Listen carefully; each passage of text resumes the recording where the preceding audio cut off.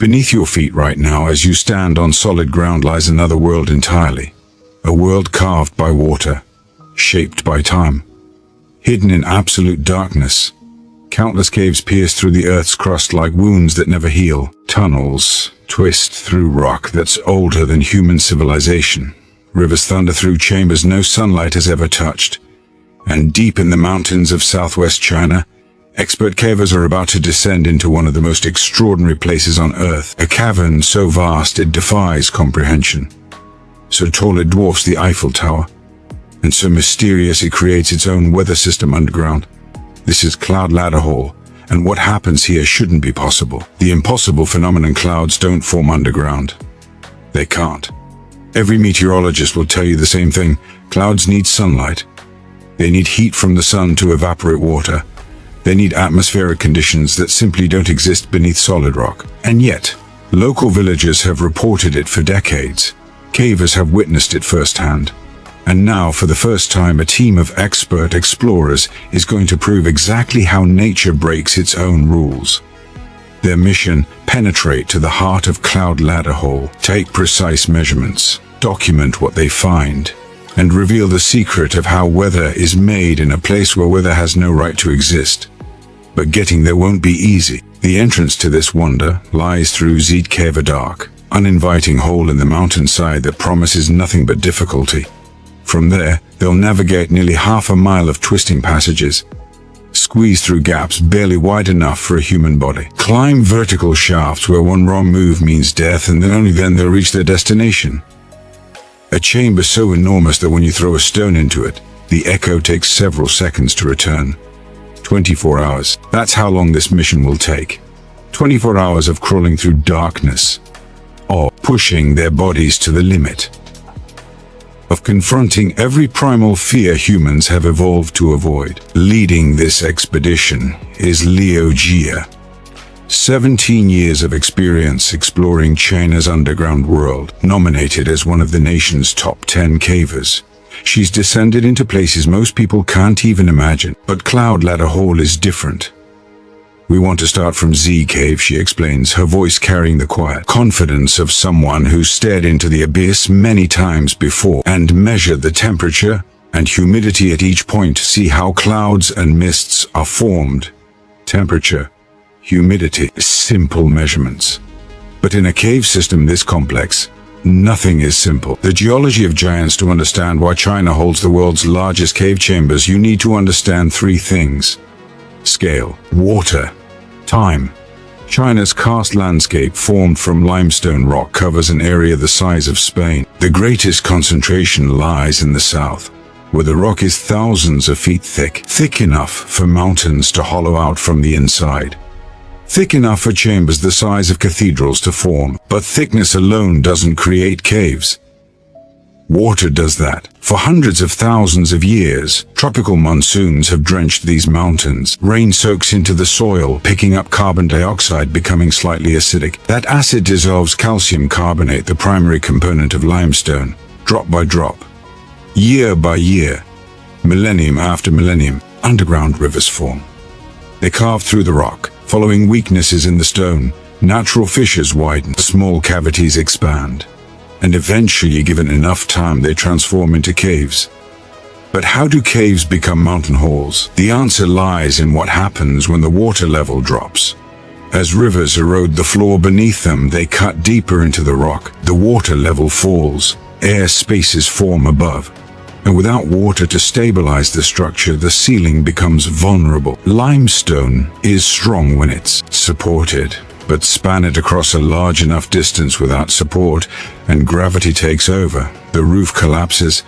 Not all at once, that would be catastrophic, but piece by piece, over thousands of years, the chamber grows larger, higher, wider, until you get something like Cloud Ladder Hall, third largest cave chamber on Earth, over 1,000 feet tall, with a volume of more than 20 million cubic feet. A space so vast that entire forests could grow inside it. And somewhere in that darkness, clouds are forming. Into the mountain the team enters Zeed Cave at dawn. Headlamps cut through the darkness, revealing wet rock and narrow passages. They move in single file, each caver responsible for their own safety, their own gear, their own survival. This is technical caving at its most demanding. The route narrows, the ceiling lowers. Soon they're squeezing through gaps that force them to exhale completely just to fit through. The rock is cold against their bodies, damp, unforgiving. Good teamwork isn't optional here, it's survival. When one caver gets stuck, the others help push equipment through first, then guide their teammate through the tighter sections. Every movement is calculated, every decision matters, because they carry more than just personal supplies. They're carrying scientific instruments, temperature sensors, humidity meters, and crucially a 3D scan of Cloud Ladder Hall created by expert Robbie Schoen and his team in 2015. That scan is their secret weapon. It shows them what lies ahead. The layout of the cavern, the obstacles they'll face, the route to the bottom. But it doesn't include the passage they're currently navigating. This part, the entrance route through Z Cave, they're doing blind. 2 hours in, the passage steepens. 3 hours in, it becomes vertical. And that's when they hit their first major obstacle. The vertical challenge, a boulder blocks their exit at the top of a vertical shaft. It's wedged tight. Maybe for centuries, maybe it shifted into place during the last earthquake. Either way, it's in their path now. And it has to move. This is karst terrain. The landscape is constantly evolving. Rocks fall. Passages collapse. New routes open while old ones seal shut. It's the nature of limestone caves. They're never truly stable. But knowing that doesn't make the next part any less dangerous. Someone has to climb up there, assess the boulder, figure out how to move it without bringing the entire shaft down on top of them. Leo volunteers. She scales the wet rock, her hands finding holds that barely exist. The humidity's intensifying. Water seeps from every surface, making the stone treacherously slippery. At the top, she examines the boulder, tests it, pushes gently. It shifts, just slightly. But it shifts. That's both good news and terrible news. Good because it can be moved. Terrible because if it moves at the wrong angle, it could tumble down the shaft and crush anyone below. Clear the shaft, Leo calls down. The team retreats to safe position, and then, with careful, deliberate pressure, Leo works the boulder loose. It tumbles, crashes. The sound echoes through the passage like thunder. But when the dust settles, the way is clear. One by one they climb. The damp conditions make every handhold questionable. The humidity is so high now that moisture condenses on their skin. Their breathing sounds loud in the confined space. It takes over an hour to get the entire team and all their equipment up the shaft. But they make it, and on the other side, the passage opens up slightly. They're getting close now. They can feel it in the air, a subtle change in temperature, a hint of movement. Draft currents that suggest they're approaching a much larger space. After more than 8 hours of grueling caving, they finally reach it. A small entrance, barely noticeable, but beyond it's something extraordinary. ACT2, the Cavern of Clouds' first glimpse. The beam of Leo's flashlight penetrates the entrance and vanishes into thick mist. This is it. This is Cloud Ladder Hall. The cavern is so massive that perspective becomes meaningless. The flashlight beam simply dissolves into vapor, unable to reach the far walls, unable to touch the floor, unable to find anything solid to illuminate. Leo picks up a stone, throws it into the darkness. 1 second passes, 2 seconds, 3, 4. And then finally the faint echo of impact. Because of the echo, she says quietly, we can tell that it's a very big cave. But the mist itself is doing something none of them expected. In the beam of their flashlights, the dense cloud creates an optical phenomenon called a Brocken spectre, sometimes known as the light of Buddha. Their shadows project onto the thick vapor. The light diffracts through countless water droplets, and suddenly their silhouettes appear magnified to enormous proportions, encircled by rainbow-colored halos. It's beautiful, eerie, and completely unexpected underground. Time for the first measurement. Leo pulls out the temperature sensor. Humidity meter. Temperature 63 degrees Fahrenheit. Humidity 97%. Near saturation. The air here is so full of water vapor it can barely hold any more. Some of it is already condensing on the walls, forming droplets that trickle down the stone. But these are readings from near the top of the cavern. What about the bottom? To answer that question, they need to descend all the way down. 800 feet. The scan reveals all before they can plan their descent. They need to understand the space they're entering. That's where the 3D scan becomes invaluable, created by laser technology that works in complete darkness. The scan reveals what human eyes cannot see. It maps every surface, every contour, every obstacle, and it shows them exactly what they're facing. The scan rotates on the display, revealing Cloud Ladder Hall in its entirety. From their entry point at the top, the chamber plunges downward in a nearly vertical drop. The walls aren't smooth, they're studded with rock formations, ledges, and overhangs that could snag a rope or trap an unwary caver. At the bottom, a field of massive boulders, some as large as houses. The scan shows their position clearly, and it shows something else: the multiple passages that radiate outward from the cavern's base. 4 major tunnels, extending in different directions, connecting Cloud Ladder Hall to the rest of the Shuanghe Dong cave system, a network measuring over 9 miles in total. This is no isolated chamber.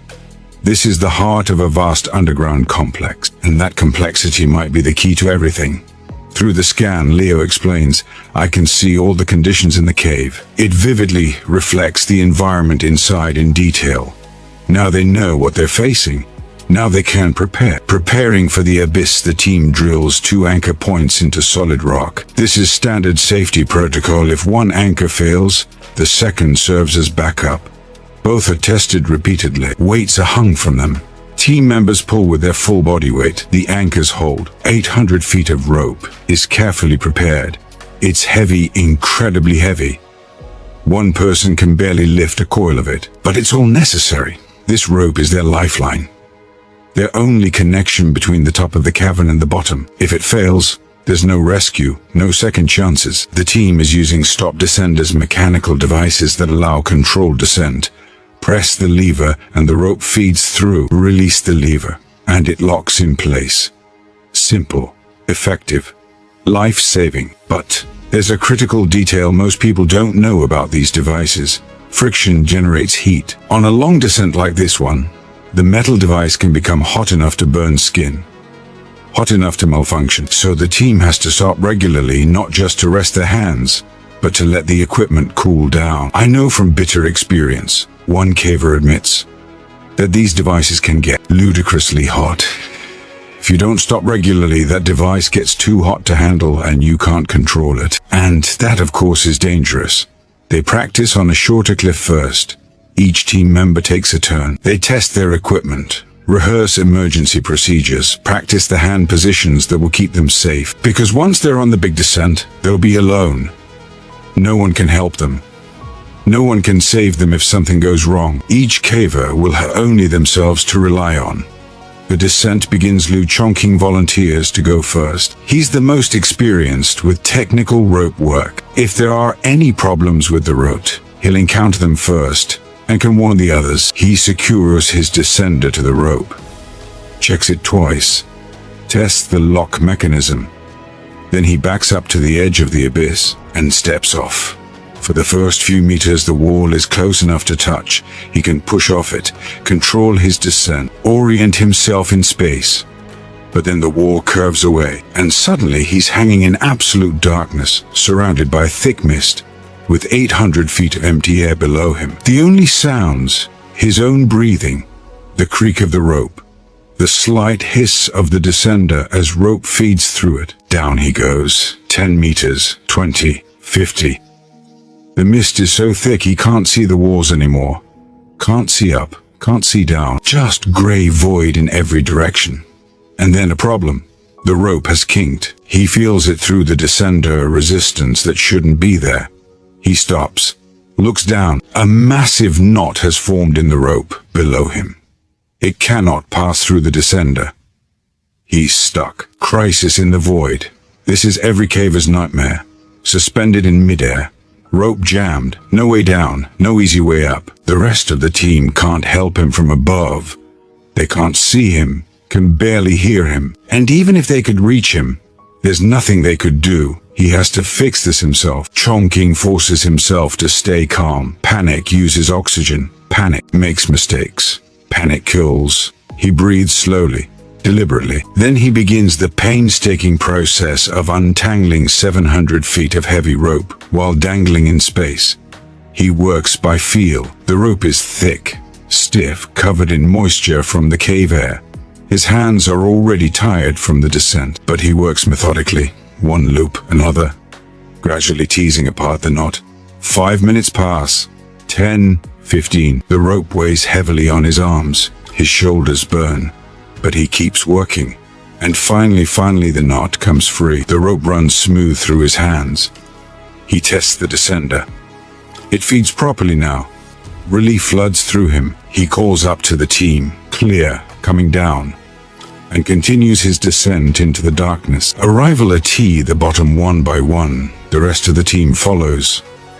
Each descent takes nearly 40 minutes. Each caver stops multiple times to let their equipment cool, to rest their grip, to fight off the vertigo that comes from hanging in absolute darkness. But eventually, all 5 team members reach the bottom safely. Their feet touch solid ground. Boulder-strewn ground, massive rocks that fell from the ceiling thousands of years ago. They pick their way across carefully, flashlight beams dancing across the stone. The scale of this place is overwhelming even now, even standing inside it. The beams of their headlamps simply disappear into darkness above them. They could be in a small cave or a stadium. There's no way to tell by sight alone. It's been 15 hours since they entered Zed Cave. 15 hours of crawling, climbing, squeezing through impossible gaps, hanging in space. They're exhausted.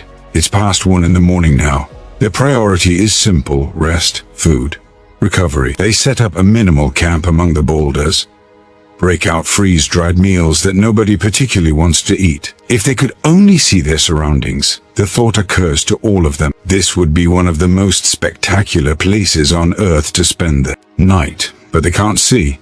The darkness is total, complete. Their headlamps create tiny islands of light in an ocean of black. They eat in relative silence, save their energy, because tomorrow, or technically later today, the real work begins. A CT3, solving the mystery. Morning in the abyss. Morning arrives. Not that they can tell. Deep in Cloud Ladder Hall, there is no sunrise, no gradual brightening. The darkness remains absolute, but their watches tell them it's time to work. First order of business. Another set of measurements. Leo sets up the instruments at the base of the cavern. The same instruments they used at the top. Temperature sensor, humidity meter. The readings come through. Temperature, 70 degrees Fahrenheit. 7 degrees warmer than the top of the cavern. This, Leo says quietly, changes everything. The temperature gradient, 7 degrees, doesn't sound like much. But in a cave this size, it's enormous. In the outside world, clouds form because the sun heats the ground. Warm air rises. As it rises, it expands and cools. When it reaches the dew point, the temperature at which air becomes saturated water vapor condenses into liquid droplets. That's what creates clouds. But in Cloud Ladder Hall, there is no sun. So where is the heat coming from? The answer lies in what Xiao Hong discovers next. He's examining the base of the cavern when he feels it airflow, not just a gentle breeze, a significant wind. Something is drawing air into this cavern with considerable force, and it's coming from below. The wind in the darkness. Robbie Shawn experienced this same phenomenon when he came here to create the 3D scan. The wind, he recalls, is all over the place. It's coming from one direction 1 second, and then it's very gusty and quite ferocious. It's certainly the windiest place I've ever been in a cave. But wind requires pressure differentials. Something has to be pushing or pulling the air. The team knows Cloud Ladder Hall has multiple entrances at its base. They saw them on the scan, but they need to explore them to understand what's happening. They navigate across the boulder field toward one of the southern passages, and that's when they make an intriguing discovery. The alchemist's legacy, 3 crater-like holes in the ground. each about 6 feet across, perfectly circular, clearly artificial. These are nitrate pits, Leo explains. People used to boil nitrate here. It's one of the materials used to make gunpowder. The team stands in silence, contemplating this. They're not the first humans to come here. Centuries ago, perhaps more than 1,000 years ago, Chinese alchemists descended into this very cavern, not for exploration, not for science, for immortality. The Taoists believed caves were filled with chi-life energy. They believed substances found underground could extend life, cure disease, even prevent death. They searched for the elixir of life. What they found instead changed the world. Gunpowder, black powder, the most important military innovation in human history. It was discovered by accident in the 9th century Tang dynasty. Alchemists were mixing sulfur, charcoal, and potassium nitrate saltpeter trying to create life-extending potions. Instead, they created something explosive.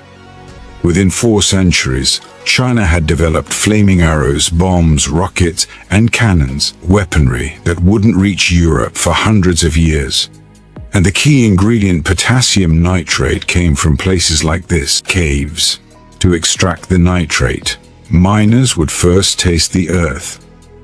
If it was salty, it likely contained nitrate deposits. Then they'd dig these pits, heat the earth with water, and extract the precious mineral. But that process required one critical resource: water. Lots of it. So where was the water coming from? Leo wonders aloud. The cave around them is dry, no visible streams, no pools. And then they reach one of the lower entrances. The seasonal river-green vegetation surrounds the entrance. In the otherwise barren stone chamber, there's suddenly life. Moss, small plants, even grass. Plants need water, which means water is close. The team descends through the entrance passage and finds it, evidence of a riverbed. It's dry now, but the smooth stones, the worn channels in the rock, they tell the story clearly. During the rainy season, a substantial river flows through here. Local villagers confirm it. During heavy monsoons, water thunders into Cloud Ladder Hall from the north, flows through the main chamber, and exits through passages to the south. A river, flowing through one of the largest caves on Earth. And suddenly, everything makes sense. The team returns to their scan, adding new information. The Shuanghe Dong cave system, the network that includes Cloud Ladder Hall, is more complex than they initially realized. 4 major passages radiate from the cavern's base. Multiple entrances connect to the outside world at different elevations. And during the rainy season, water flows through the entire system.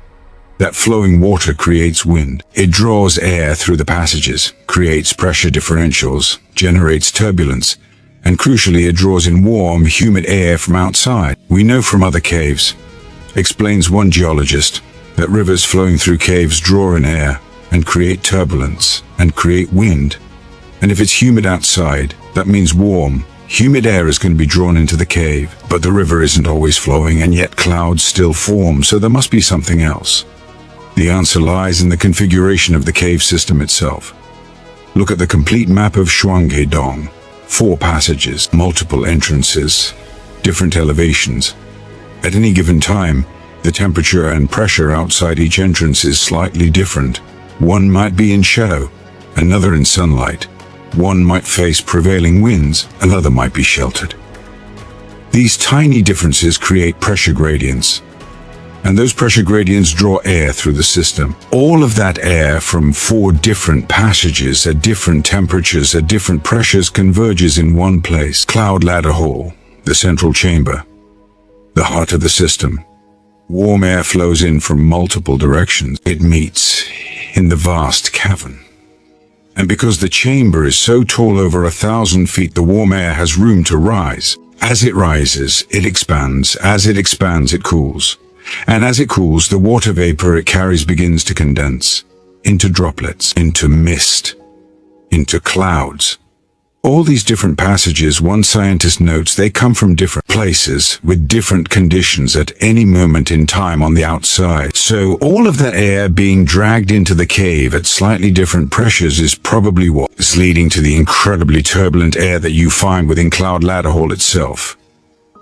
Now we can see the complete process. Multiple passages provide routes for warm, humid air to enter the cave system. Often, this is enhanced by the flow of the seasonal river, which creates additional wind and turbulence. The warm air from different passages converges at the center cloud ladder hall. The exceptional height of the cavern, over 1,000 feet, allows the warm air to rise naturally and significantly. As it rises and expands, it cools gradually. When it meets the massive volume of cold air already contained in the upper reaches of the cavern, and as the temperature drops to the dew point, the water vapor condenses.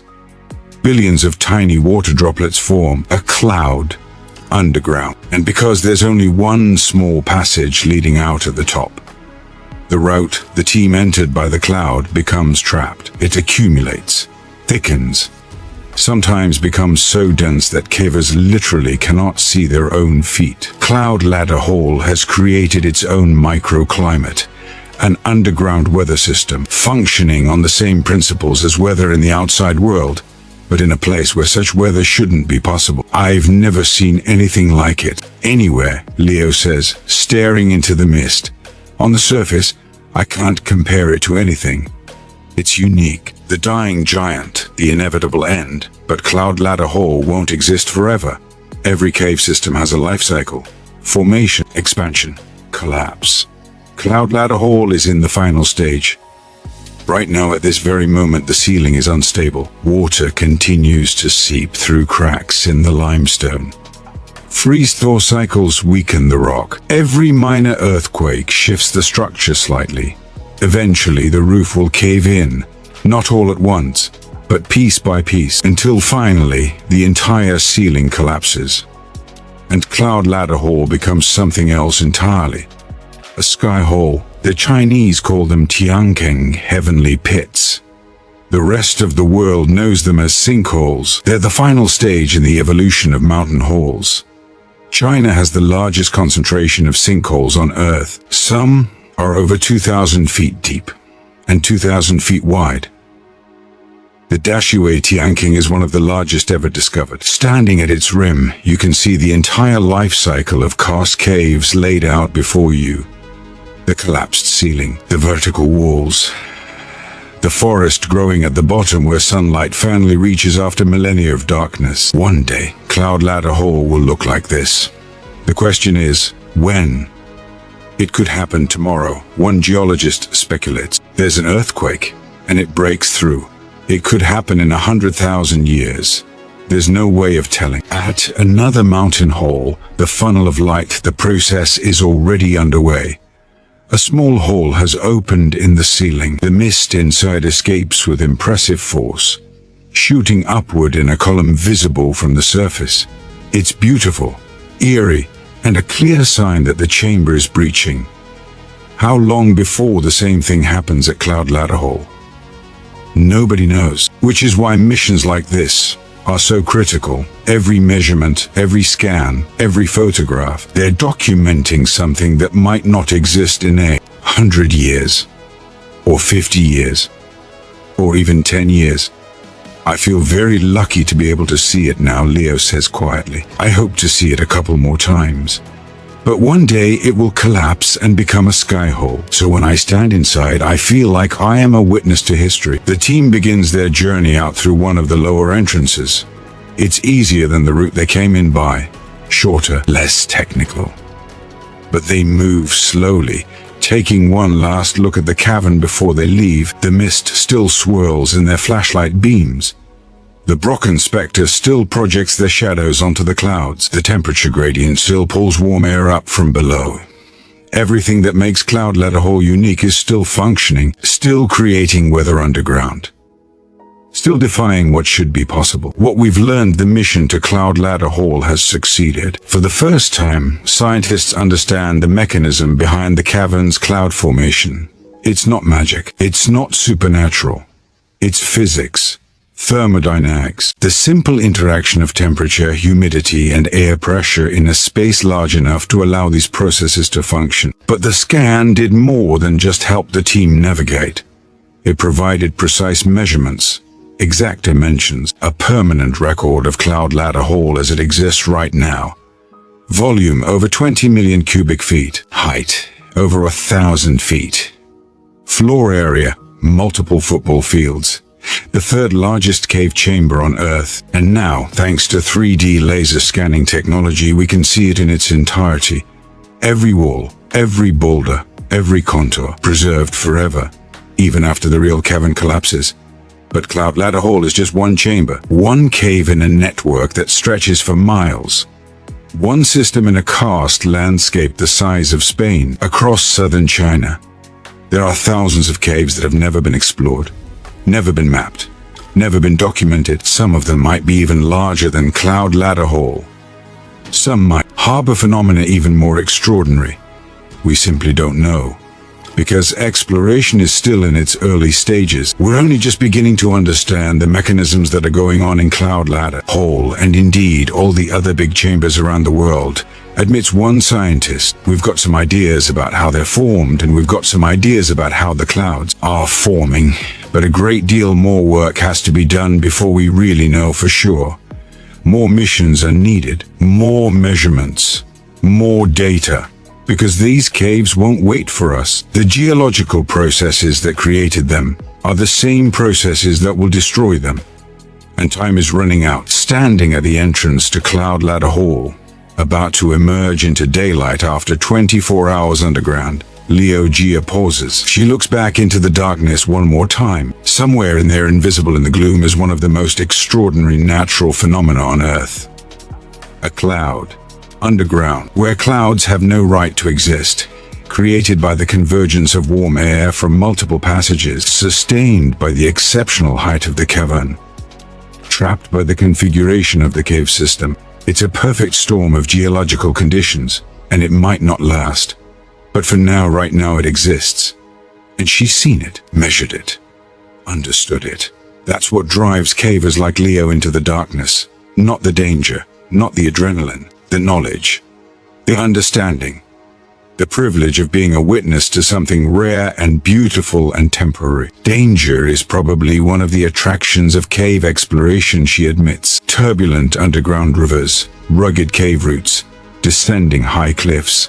They're all part of the challenge. In fact, danger is the essence of cave exploration. But it's not the danger that keeps her coming back. It's what lies beyond the danger. In the darkness, in the depths, in places like Cloud Ladder Hall, the team emerges into daylight. After 24 hours underground, sun is almost painful. They blink, shield their eyes. Behind them, the entrance to Z Cave looks small, uninviting, unremarkable. You walk past it without a second glance. You'd never know that half a mile inside, past narrow passages and vertical shafts and boulder fields, lies a chamber taller than the Eiffel Tower. You'd never suspect that clouds form there, weather happens there, in absolute darkness, where weather has no right to happen. But now we know, thanks to the courage of cavers like Leo Gia, thanks to the precision of 3D scanning technology, thanks to the dedication of scientists trying to understand these extraordinary spaces before they disappear. We know, and that knowledge, that understanding is precious. Because one day, perhaps sooner than we think, Cloud Ladder Hall will cease to exist. The ceiling will collapse. The cavern will open to the sky. The delicate balance of temperature and pressure that creates its clouds will be disrupted forever. And all that will remain is the data. The scans, the measurements, the photographs, the memory of what once was. A cloud, underground, defying every rule, existing in a place where it shouldn't, for now.